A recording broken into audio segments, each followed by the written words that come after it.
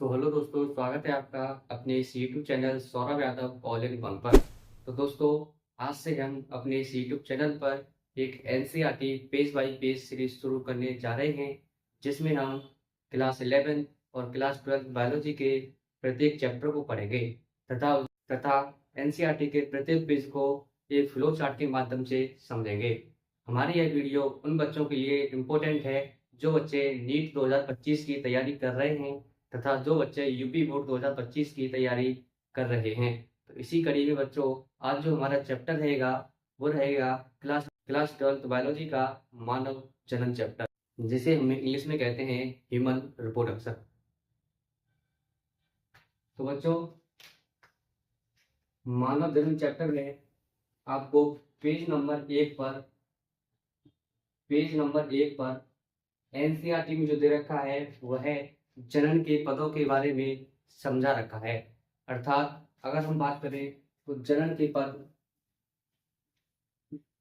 के पद उसमें पहला पद दे रखा है युग्मक जनन, जिसे इंग्लिश में कहते हैं गैमीटोजेनेसिस। तो बच्चों, युग्मक जनन का मतलब होता है कि पुरुष में शुक्राणु का निर्माण और मादा में अंडाणु का निर्माण। तो बच्चों, पुरुष में शुक्राणु का निर्माण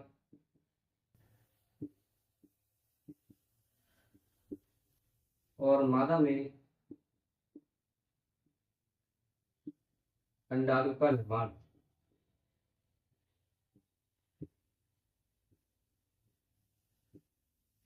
अगर हम बच्चों दूसरे पद की बात करें तो दूसरा पद दे रखा है एनसीईआरटी में इंसेमिनेशन।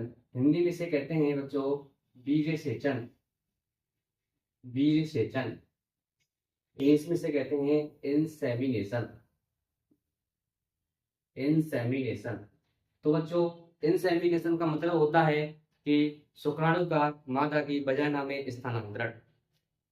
इसका मतलब है कि शुक्राणु का मादा वजाइना में स्थानांतरण। बच्चों, हम तीसरे जनन के पद की बात करते हैं तो तीसरा जनन का पद दे रखा है निषेचन, जिसे इंग्लिश में कहते हैं फर्टिलाइजेशन। निषेचन, जिसे इंग्लिश में कहते हैं फर्टिलाइजेशन। तो बच्चों, निषेचन का मतलब होता है कि शुक्राणु और अंडाणुओं का आपस में संलयन होना, जिसके फलस्वरूप युग्मनस का निर्माण होता है। अर्थात अंडाणु और शुक्राणु के संलयन से युग्मनस का निर्माण होता है। चौथे पद की अगर बात करें बच्चों तो चौथा पद दे रखा है इन्होंने अंतररोपण। इंग्लिश में से कहते हैं इम्प्लांटेशन। इसका मतलब होता है कि युग्मनस की एक ब्लास्टोसिस्ट अवस्था होती है जो कि गर्भाशय यानी यूट्रस की एंडोमेट्रियम से जाकर के जुड़ जाती है। अर्थात युग्मनस की ब्लास्टोसिस्ट अवस्था का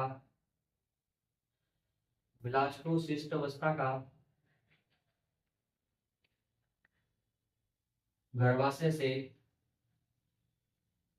जुड़ जाना।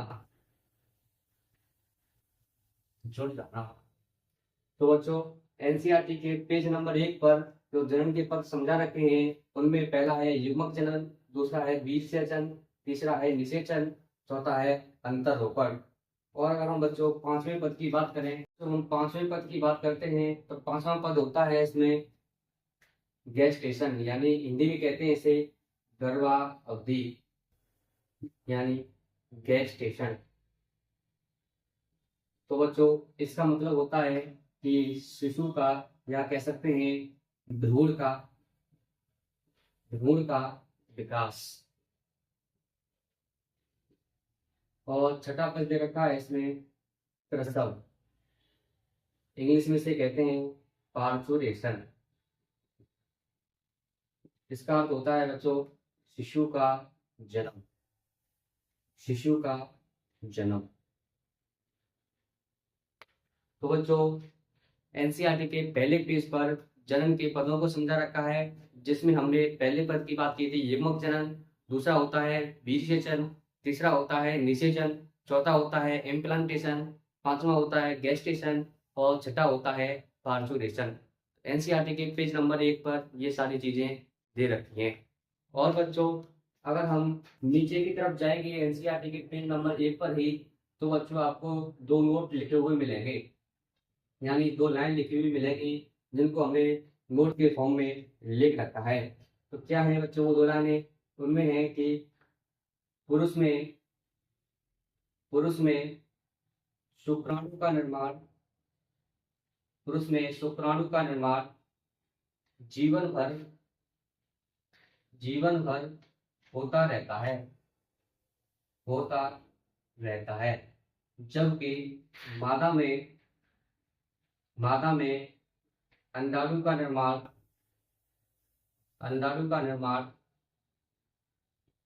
50 वर्ष की आयु में बंद हो जाता है, बंद हो जाता है। तो बच्चों ये सारी बातें तुम्हारी एनसीईआरटी के पेज नंबर 1 पर दे रखी हैं। अब हम बात करते, तो चलिए बच्चों एनसीईआरटी के पेज नंबर 2 की बात करते हैं। तो बच्चों एनसीईआरटी के पेज नंबर 2 पर, और इवन हम पेज नंबर 3 की भी बात करें तो हमें मेल रिप्रोडक्टिव सिस्टम अर्थात नर जनन तंत्र के बारे में समझा रखा है। नर जनन तंत्र अर्थात इंग्लिश में से कहते हैं मेल रिप्रोडक्टिव सिस्टम। तो पेज नंबर 2 और पेज नंबर 3 पर हमें नर जनन तंत्र के बारे में समझा रखा है। तो इसमें सबसे पहले हम बात करते हैं कि नर जनन तंत्र के अंतर्गत कौन कौन से संरचनाएं आती हैं। तो उसमें सबसे पहला आता है प्राथमिक लैंगिक अंग, प्राथमिक लैंगिक अंग जो कि होता है टेस्टिस, हिंदी में से कहते हैं वृषण। दूसरा होता है बच्चों सहायक जनन नलिकाएं, सहायक जनन नलिकाएं। तीसरा होता है बच्चों सहायक जनन ग्रंथियां। चौथा होता है वह है जननांग।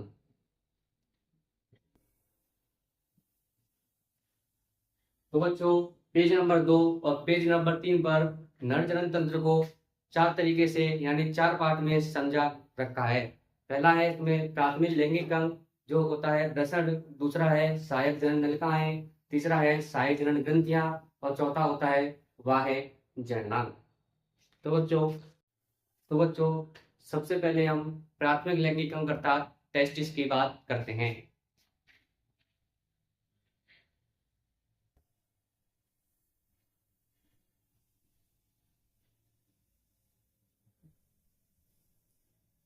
तो बच्चों हिंदी से कहते हैं वृषण।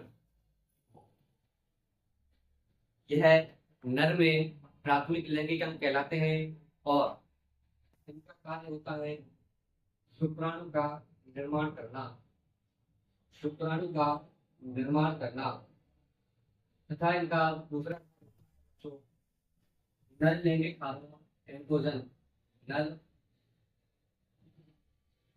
लैंगिक हार्मोन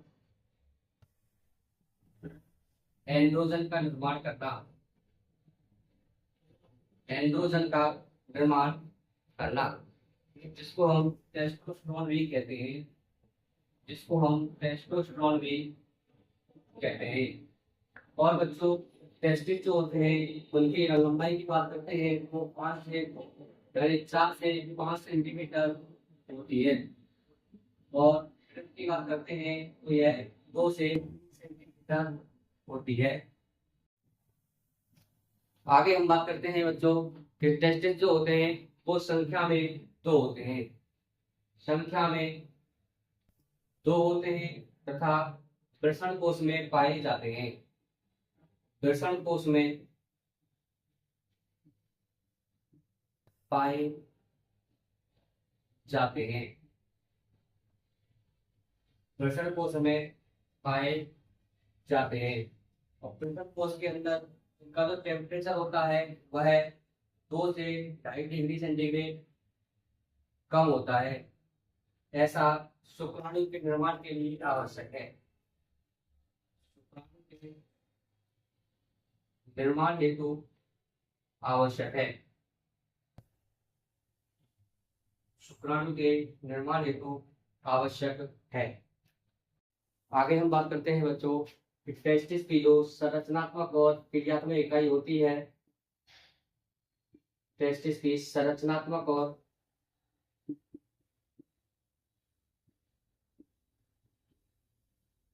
क्रियात्मक इकाई होती है उसे testicular lobule testicular lobule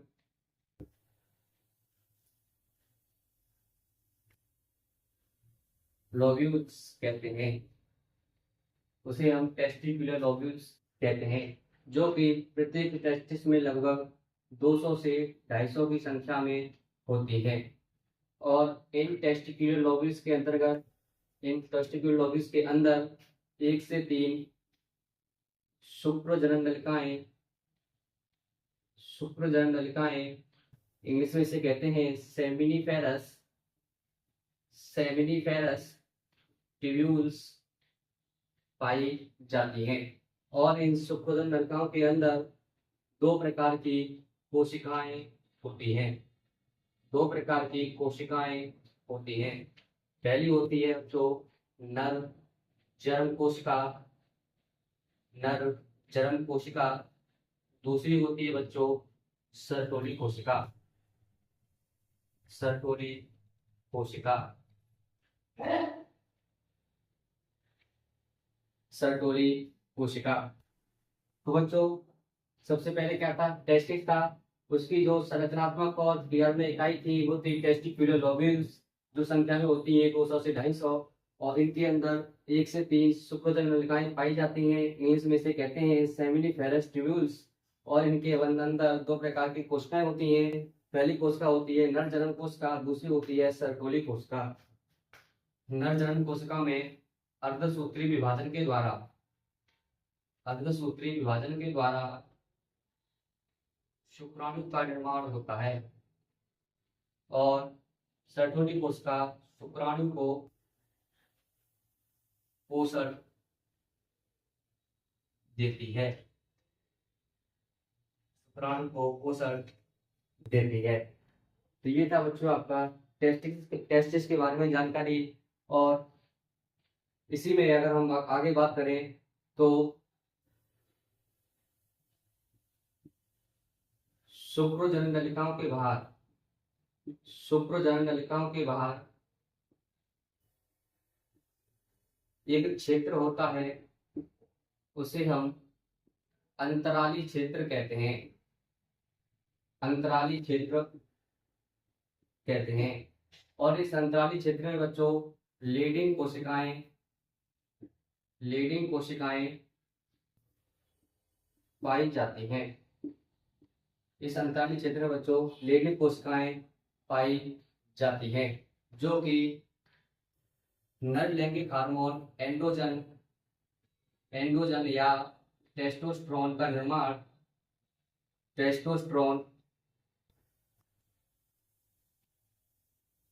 testosterone का निर्माण व श्रावण करती है।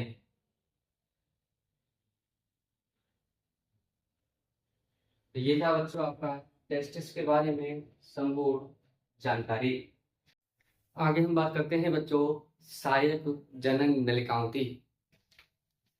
सहायक जनन नलिकाओं की। तो बच्चों मेल के अंदर जो सहायक जनन नलिकाएं होती हैं वह दो प्रकार से होती हैं। पहली जो सहायक जनन नलिकाएं होती हैं बच्चों वह टेस्टिस के अंदर पाई जाती हैं, तथा अन्य जो सहायक जनन नलिकाएं होती हैं बच्चों वह टेस्टिस के बाहर पाई जाती हैं। तो सबसे पहले हम उन सहायक जनन नलिकाओं की बात करेंगे जो कि टेस्टिस के अंदर पाई जाती हैं। तो इसमें पहली रहेगी हमारी ट्यूब्यूली रेक्टाई। उसके बाद होती है बच्चों रेटी टेस्टिस। रेटी टेस्टिस। उसके बाद होती है बच्चों वाजा एफ्रेंसिया। वाजा एफ्रेंसिया। ये जो सहायक जनन नलिकाएं होती हैं बच्चों ये जो है टेस्टिस के अंदर पाई जाती हैं।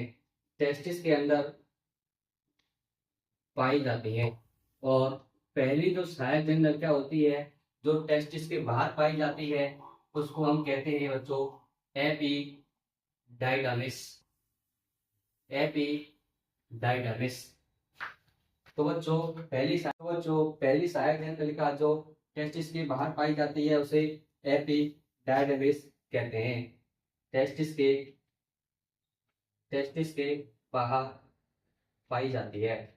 उसके बाद बच्चों आती है अगली वाजा वाजा डेफरेंस। उसके बाद होती है बच्चों इजैकुलेटरी इजैकुलेटरी डक्ट। उसके बाद होती है बच्चों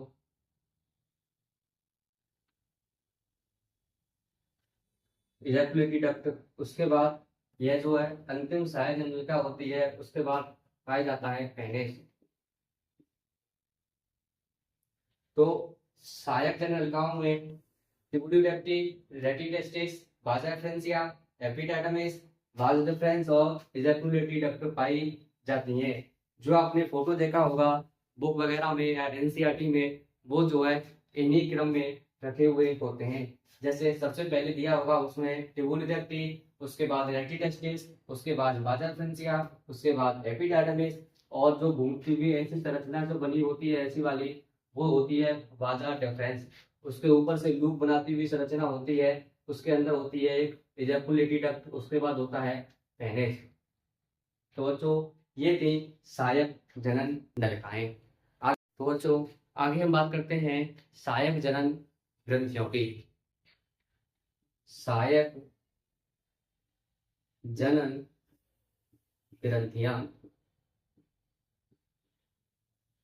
बच्चों इसमें तीन तरह की जनन ग्रंथियां पाई जाती हैं।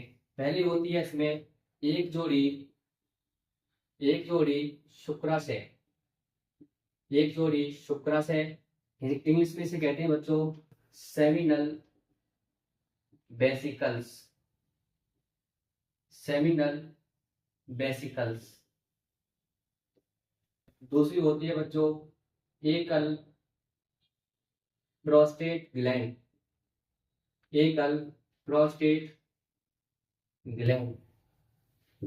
तीसरी होती है बच्चों एक जोड़ी बल्बो यूरेथ्रा ग्रंथि।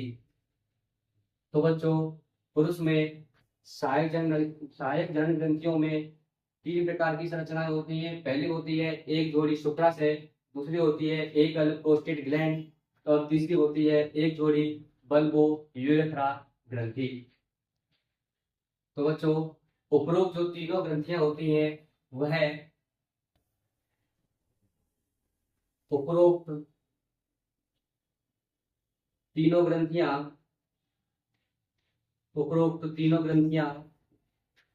सेमिनल प्लाज्मा नामक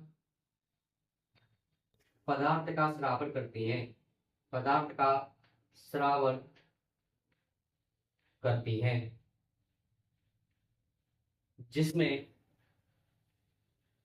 कैल्शियम, लैक्टोज तथा कुछ एंजाइम पाई जाती है।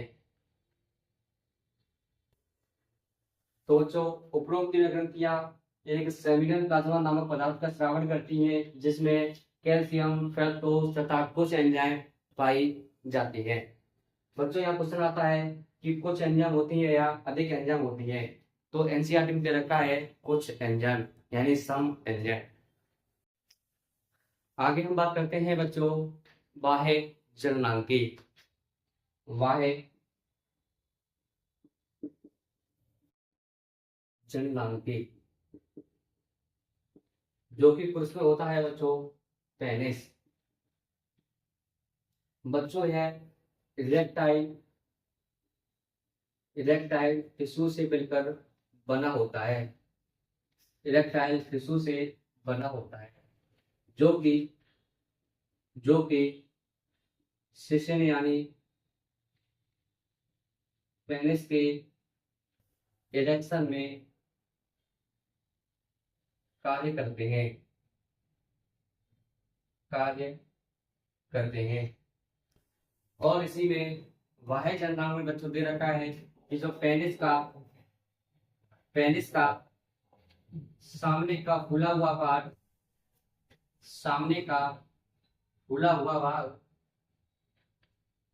ग्लांस पेनिस कहलाता है। और इस ग्लांस पेनिस के ऊपर जो स्किन होती है उसको हम फोर स्किन कहते हैं। तो बच्चों यह था तुम्हारा एनसीईआरटी का पेज नंबर 1, पेज नंबर 2 और पेज नंबर 3। इसमें पहले पेज पर आपको जनन के पदों के बारे में समझा रखा था और दूसरे और तीसरे पेज पर मेल रिप्रोडक्टिव सिस्टम के बारे में समझा रखा था। तो दोस्तों आज की यह वीडियो हमारी यहीं पर समाप्त होती है। अगर आपको वीडियो पसंद आई हो तो वीडियो को लाइक करें, कमेंट करें, शेयर करें तथा चैनल को सब्सक्राइब जरूर करें। धन्यवाद।